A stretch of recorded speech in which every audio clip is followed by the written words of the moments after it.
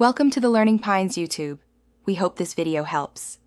You start by disconnecting the negative battery terminal so nothing shorts while you work.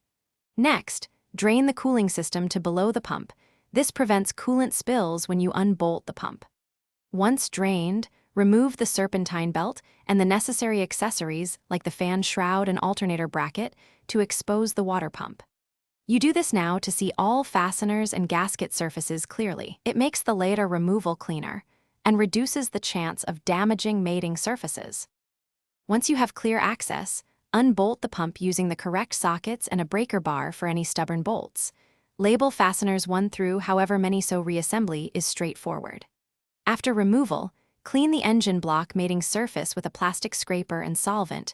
Removing old gasket material ensures a leak-free seal. Inspect the pump housing for warping, bearing play, or corrosion, and compare the new pump to the old one, confirming outlet orientation, and any sensor ports match so coolant flow and fittings align during reassembly. Install the new water pump with the correct gasket or sealant and torque the bolts to factory specifications. You torque in the recommended sequence to avoid warping.